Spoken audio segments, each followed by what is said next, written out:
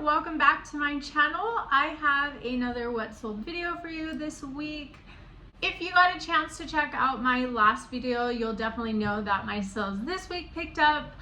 I did have to put in a lot of work in the last couple days, but I started seeing the progress on Friday, kind of going into Saturday. My sales definitely picked up, so I am so excited to let you guys know what sold this week. If you are new to my channel this week, I typically like to get out what sold videos on Tuesdays to let you know what styles and brands are moving for me, as well as how much they're going for. So if you like those kinds of videos, definitely hit that subscribe button, and I would love to have you along for many of my what sold videos. In my last what sold video, we did leave off on September 17th. So this week I have September 18th sales all the way through yesterday, which was September 24th. Starting off this week, I definitely had like a slow start to the week.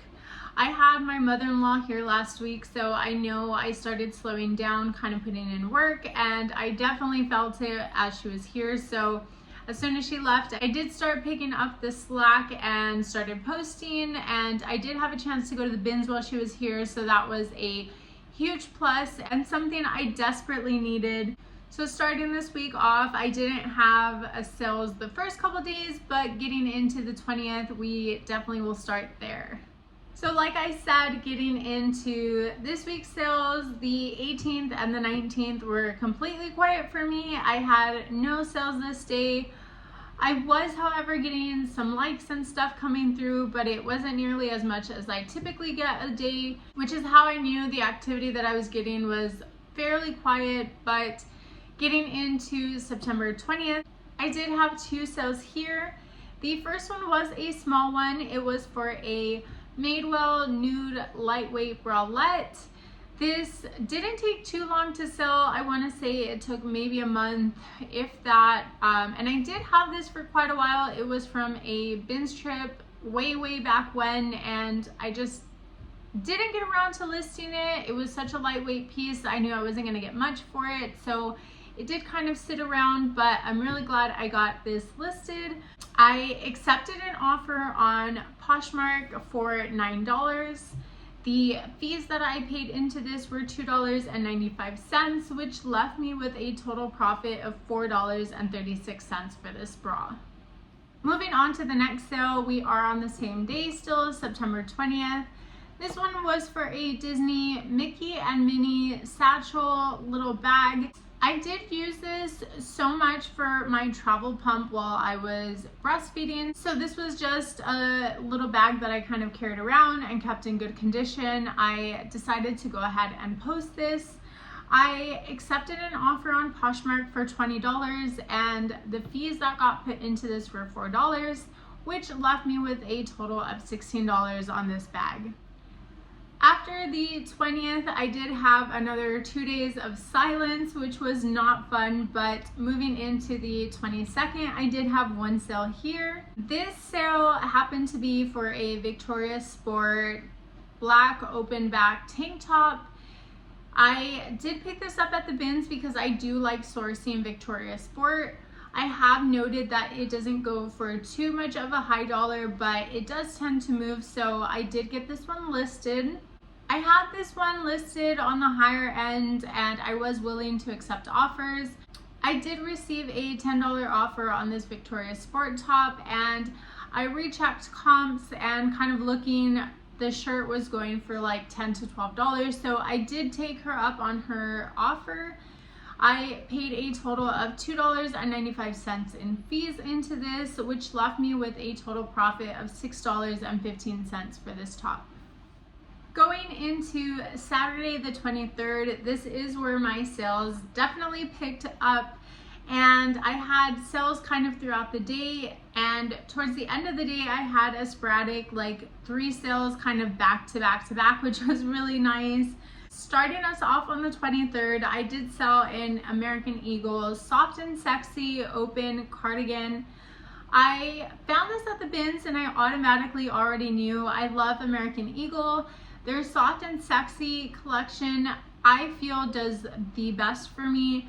Nothing in the category goes for super high dollar, but anywhere from like the $15 to $20, $25 range is typically where you can sit on most of their shirts. Going into the winter season, I knew that this was going to be a nice pickup and quick mover, so I definitely snagged this one. I accepted a $20 offer on this open cardigan. The fees that I put into this were just a little bit higher. I did pay $5.62 because I had a shipping discount added onto this from my Posh sidekick. And altogether, this did leave me with a total of $11.48 on profit on this. Next item was another small sale, but I was happy to get this off my hands. Anytime I list Forever 21, I hope and pray that somebody comes and snags it up super fast, because I already know that I'm most likely gonna get anywhere from $5 to $10-ish on Forever 21 items. So this did come from my consignment customer. It was a Forever 21 white ribbed crop top. This was a super simple top. I did have this listed for $10, and I had a buyer come and snag this up on a offer that my Posh sidekick sent out for $9. The fees that I had to pay was $4.97 into this, which did leave me with a total profit of $4.03. Still on September 23rd, the next sale that I had was for a Calvin Klein gray brushstroke blouse. This was a really nice pattern, and I honestly like Calvin Klein for business casual wear, and I like their blouses and the patterns that they typically have, so I already knew that this one was going to be a good pick. I ended up accepting an offer on Poshmark for this one. I accepted a $20 offer. As always, Poshmark takes their 20%, so I did put in $4 into fees on this one. And after everything, I did end up with a total profit of $14.84 on this one. Right after I received the offer for the Calvin Klein blouse, I did end up receiving 2 other offers on this next item. I had so much attention on these infant Vans. They were in a blue color and just the old school strappy kind of slip-on sneaker. I actually ended up getting 2 offers on this one. The first one was for $22, and I did decide to let it sit in hopes that maybe I would get another offer since I had so many likes on this one. My tactic did work on this, and I ended up getting another offer from a liker on this one for $20. And I was kind of letting this sit until I ended up getting another offer on another item, and I just decided to go ahead and take that $22 offer on the Vans. So with the fees that I had to pay into this, I did pay $4.40, and this did leave me with a total of $17.60. Following that one, the last sale that I ended up having on the 23rd was another sale on Poshmark. This one was for a Lucky Brand green and blue pattern V-neck. I always stick by Lucky Brand. It is something that moves for me typically in the $20 to $35 range, and I typically source at the bins the majority of the time, so having my cost of goods being so low and getting back $20 to $30 definitely flips my money. And Lucky Brand doesn't sit for too long. Even the basic tops that I think are pretty basic tend to move for $20, and I am always happy with those kinds of sales, so I definitely always pick up Lucky Brand. This specific top ended up selling for $18 with a full price sale on Poshmark. The fees that I put into this were $3.60, and this did leave me with a total profit of $13.24. Saturday treated me so well, I couldn't wait to get into Sunday. Sunday happened to be a little bit slower, but I definitely had the sales to kind of pull through at the end of the weekend. So going into the 24th, I did wake up to one sale. This next sale that I made was for a consignment customer. It was 2 Arizona jean ribbed t-shirts. It was a set of a white top and a maroon burgundy color one. that I had went ahead and bundled together. I had these up for $18 and my Posh Sidekick sent out a $16 offer, which I had a buyer take. The fees that I put into this were $5.22 for this, and that did leave me with a profit of $10.78 for this bundle. Next sale that I was so excited for, I feel like my Depop just came alive.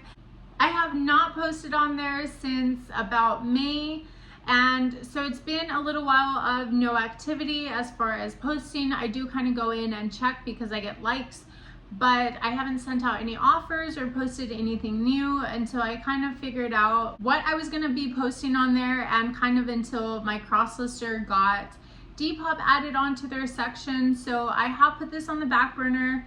However, with this item, I don't know what kind of pushed me to get this listed on there, but I figured it's Nike, it's men's, and men's items seem to kind of do well on Depop. So I did go ahead and list these Nike gray men's sweats that came from my husband. There were a few flaws, so I didn't price these on the higher end. I did have these posted for $18, and I ended up getting an offer on Depop the very next day of having these listed. I got an offer for $16. Depop's fees are very low, so I did only put $3 into fees on this one, and that did leave me with a total of $13 on profit on these. Last sale was another kind of exciting one. It was for a Bowden cream and yellow plaid skirt. This one was a really cute skirt because it was like a wool blend, and I did end up picking this up at the bins. So my cost of goods were really low at this point. I had a lot of likers, and I believe I did run a sale on this like once or twice with no takers. I know that I sent out $30 offers on Friday for this skirt, and I had nobody take my offer on it. So I waited until Sunday, and I did drop the price for just the public view, and I did drop it off to $25. I noticed that the buyer that came by actually was a liker that liked the skirt about 3 days prior to this, so she went ahead and snagged it up, I will say at full price, because I did drop the price at this point. So I made $25. The fees that went into this were $5, and this did leave me with a total profit of $18.97 for the skirt. I couldn't believe how fast my sales turn around after 3 days of being just consistent.